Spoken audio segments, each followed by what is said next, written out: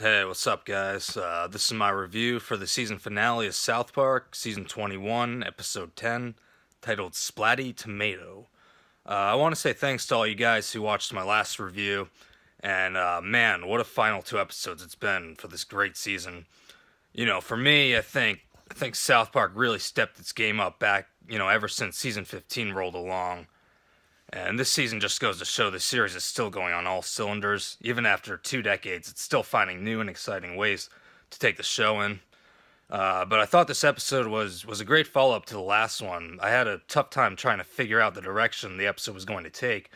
And sure enough, it was a bit of an unexpected direction, focusing the narrative around President Garrison, who's now hiding after nuking Canada, roaming around at night, scaring children, asking everyone how his approval ratings are, now that his approval has gone to around 3% after the bombing. And all in all, becoming a major concern for the rest of the town. It's pretty funny the ways they use this setup as a parallel referencing the current political climate. I thought it was fairly well executed. You got the sheriff telling everyone how to handle it if they see him, talking about him, like he's a dangerous wild animal or some mythical creature, telling everyone not to approach, reason with, feed him, and hopefully, go away. It's pretty funny how he tells everyone that they can't kill him or say they will or joke about it.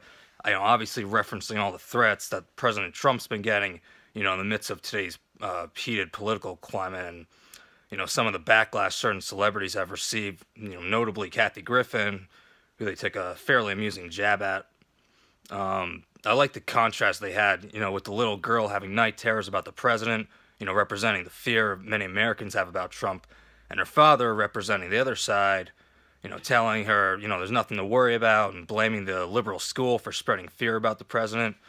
It's even more amusing when we find out his name is Mr. White, and he takes on the role of representing whites who support the president and feel dismissed and ignored by the greater society.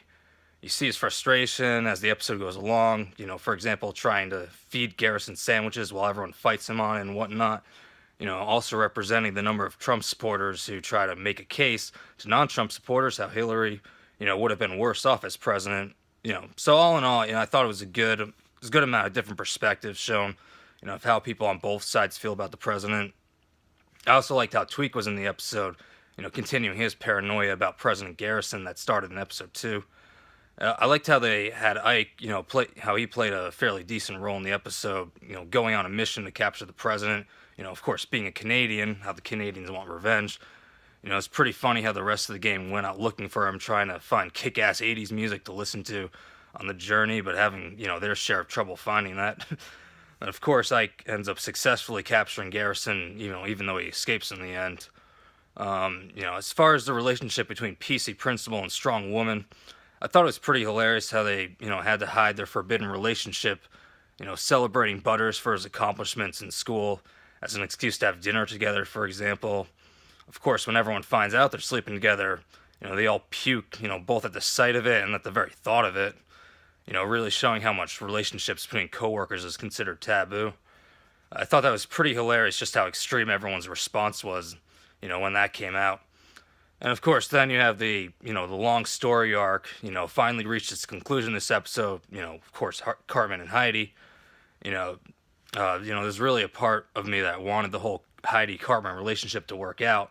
But with all that happened throughout the season, it was only logical that Heidi would break up with him, if the arc were to end here, which, happened to be the case.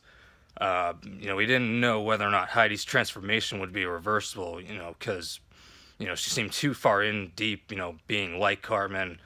And I liked how they went about it with her, retracing her steps and being reminded of and confronting who she was before. Passing the bridge where she committed Twitter suicide in the first place, literally talking to the ghost of her former self, then passing by the cabin where the guys destroyed all of Cartman's technology, and then thinking about how Cartman used to treat him so well, but eventually just rolled his eyes at her, and then, later on discovering how, Cartman tried to get her captured by the witch, but, I could basically tell that this was the direction they were going, and, after Kyle told her he would never be into her, based on who she is now, and you could kind of tell by the look on her face, she took it to heart, but the direction they took it in, from there made it quite believable, being that it happened so quickly. I mean, not a lot of time to wrap that whole thing up.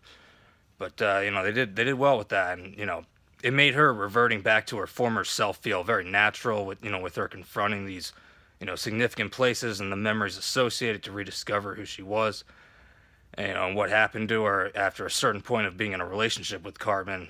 And I also like how she ended up not being resentful towards Cartman, but rather blaming herself for letting all that happen. You know, be that was her fault.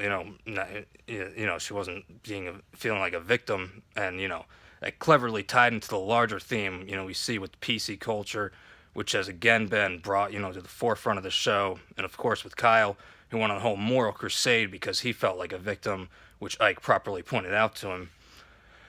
But all in all, I thought this was a pretty solid ending to a solid season. They didn't try to do too much, and I felt like, for the most part, they tied up the loose ends nicely by the end of this episode. It was nice to see them go back to the episodic format while not entirely abandoning, what they've been doing in recent seasons. But it's definitely refreshing to see the ideas they came up with this season.